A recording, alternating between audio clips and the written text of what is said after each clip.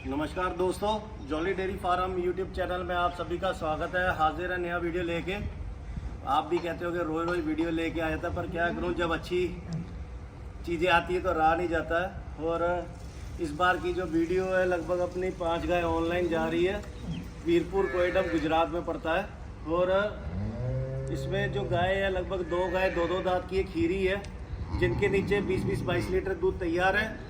और अभी सिर्फ 4 दिन हुए, सारी वैक्सीनेटेड है।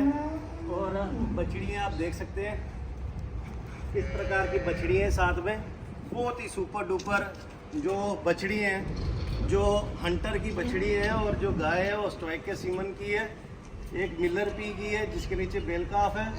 और बाकी कुछ गाय प्रेग्नेंट है और 22-23 लीटर दूध है। उस प्रकार की सिलेक्शन करता हूँ जो डेयरी फार्म वाले को, फार्मर हमारे को अच्छा रिजल्ट मिले।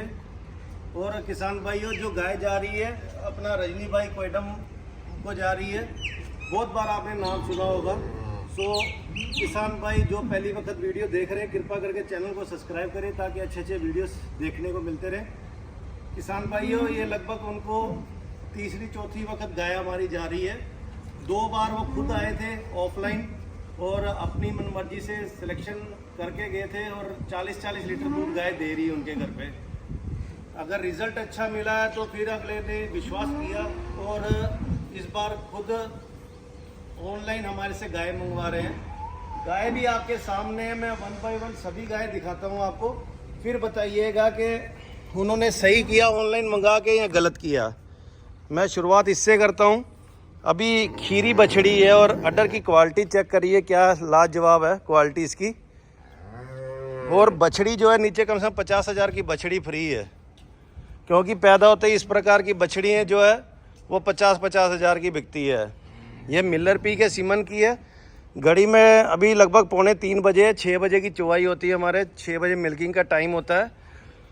और आप खुद क्वालिटी चेक करिए। 28 तारीख को इन्होंने मतलब के बच्चा दिया है और आज 2 तारीख है, 2 मई है। और 28 अप्रैल का बच्चा दिया हुआ है। और आप खुद देखिए, नीचे अभी गाय बछड़ी के नाड़ू भी है। और अभी मेले पे आज जाके आई है, कचरा फेंकना शुरू किया है। और कचरा फेंकने से पहले ही कि इतनी गर्मी में 11 लीटर अभी टाइम का दूध दे रही है, 10 से 11 लीटर दूध दे रही है। और हमने उनको 12-13 लीटर दूध बोल के दिया, क्योंकि वहाँ पे लगभग 38 डिग्री टेम्परेचर चल रहा है गुजरात में। हम नहीं चाहते कि हम झूठे साबित हो या कुछ है। तो इससे अच्छा कि पहले ही फार्मर को अगर हम सही जानकारी देंगे तो फार्मर सदा हमारे साथ जुड़ा रहेगा। पहले मैंने हीफरों की वीडियो डाली थी, तुरंत बिक गई थी। फिर उन्होंने हीफर लेनी थी पर उस टाइम अवेलेबल ना हो सकी। फिर उनके थोड़ा डेयरी में दूध भी कम हो जाता है जब कंटिन्यूसली गायें एक साथ हम मिल्किंग पे ले लेते हैं तो दूध कम हो जाता है। उसी के चक्कर में हमने इनको कुछ गाय इस प्रकार की दी है कि ये अभी लगभग परसों इसको सीमन भरा दिया हुआ है और इसके नीचे 26 लीटर दूध तैयार है। स्ट्राइकर के सीमन की है। ये 40-116 की, जिसको जमास्का का सीमन भरा हुआ है। और हमने प्रेगनेंसी किट से इसका प्रेगनेंसी चेकअप कर लिया है। और गाय प्रेग्नेंट निकली है, लगभग 50 दिन हो गए इसको एआई किए हुए है तो। और प्रेग्नेंट चेक पास निकल आई है। ये मिलर पी के सीमन की, इसके नीचे मेल काफ है। इसको सीमन तो 66 सीमन भरा था पर मेल काफ आ गया। और ये हम 4 सेल लेके आए हैं। इसके नीचे 43 लीटर दूध तैयार है एट प्रेजेंट में। ये इसकी हम बाद में वीडियो डालेंगे। एक हमारे पास ये जर्सी काफ है, अगर इसका कोई इच्छुक होगा तो वो भी हमारे संपर्क कर सकता है। और ये जो गाय है, दोनों आराम से 26-26 लीटर दूध भर गर्मी में देगी। और जो विश्वास है हमने उनके साथ जताया और वो विश्वास जो है कायम रहेगा, क्योंकि गुजरात में मोस्टली जो गाय सभी ऑफलाइन ही खरीदते हैं। जब उनको विश्वास होता है कि ये आदमी सही खरा उतर रहा है तो तभी ऑफलाइन लेते हैं। और आज तक कभी किसी का विश्वास मैंने टूटने नहीं दिया है, बेशक वो ऑनलाइन हो या ऑफलाइन हो। अपनी तरफ से पूरी मेहनत की है मैंने। और ये अपनी आज 5 गाय जो है अपना गुजरात जा रही है, कोयडम में, वीरपुर में। और गाय किस प्रकार की लगी एक बार ज़रूर बताइएगा। 27 तारीख को मैंने इनको FMD की वैक्सीन करवा दी थी सभी गायों को। और जो हमारा सौदा था वो तो 28-29 तारीख को ही हो गया था, पर 3-4 दिन खुद ही मैंने ये गाय रोक के रखी है, ताकि क्योंकि जब ऑन द स्पॉट हम जब वैक्सीन कराते हैं तो कभी भी कम से कम 5-6 दिन तक गाय को ट्रैवल नहीं कराना चाहिए, क्योंकि स्ट्रेस में ज़्यादा आ जाती है। उस टाइम जब हम वैक्सीन कराते हैं गायों को बुखार रहता है, और वैक्सीन करवाने के बावजूद मैं आपको ये रेट मिल्किंग एवरेज बता रहा हूँ कि एट प्रेजेंट में ये गाय 26 लीटर दूध पे चल रही है, ये भी 25-26 लीटर दूध पे चल रही है और प्रेग्नेंट है। आप गर्दनें चेक कर सकते हैं, थोड़ी बहुत गर्दन पे स्वेलिंग होगी उसके वैक्सीन के कारण। और जब ये पूरी अब स्ट्रेस फ्री होगी है तो हम इसकी आज कल में हम लोडिंग करेंगे। आज 2 तारीख है आप, और ये सब आपके सामने गाय की अड्डर की क्वालिटी हर एक चीज़ आप बताइएगा कि ऑनलाइन हमने जो ये सेल की है तो ये गाय किस प्रकार की आपको लगी, कि विश्वास पे क्या हम खरे उतरे कि नहीं उतरे, ये कमेंट करके ज़रूर बताइएगा। कि जो रजनी भाई ने विश्वास किया है तो क्या जो हमने इनको दूध बोला है लगभग 4 गायों का 100 किलो दूध बोला है, 100 किलो दूध दे पाएगी कि नहीं दे पाएगी ये ज़रूर बताइएगा आप हमारे को। और इस प्रकार की वीडियो देखने के लिए Jolly Dairy Farm YouTube channel को ज़रूर सब्सक्राइब करिएगा।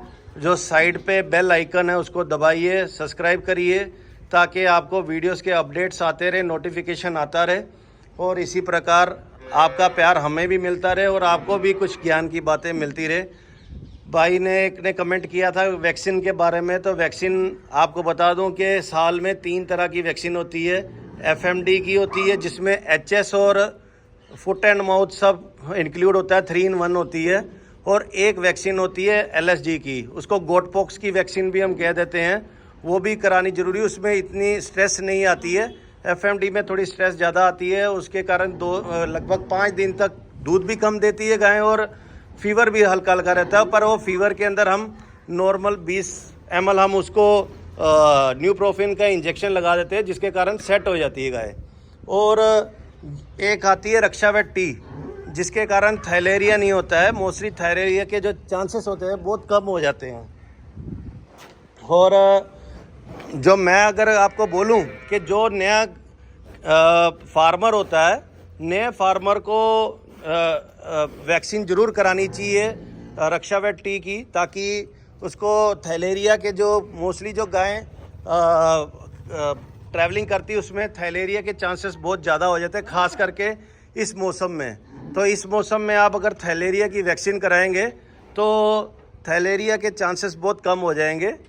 और जैसे रेड यूरिन आता है, और उसमें अब जैसे अब आपके घर पे गाय पोसती है तो उसमें आप थैलेरिया, अनाप्लाज्मा और बबेसिया का 4-5 दिन के बाद ब्लड टेस्ट ज़रूर कराया करो। उसके कारण ब्लड टेस्ट से आप ये हो जाता है कि श्योरिटी के साथ आप उस प्रकार का इलाज कर सकते हैं। नहीं तो मोस्टली क्या होता है कि डॉक्टर 2 महीने 4 महीने की पढ़ाई करते हैं और अपने आप को मतलब कि एक्सपर्ट समझने लग जाते हैं, और मन चाहे अपने मन मर्जी से उसको इंजेक्शन लगा लगा के गर्दनें सुझा देते हैं।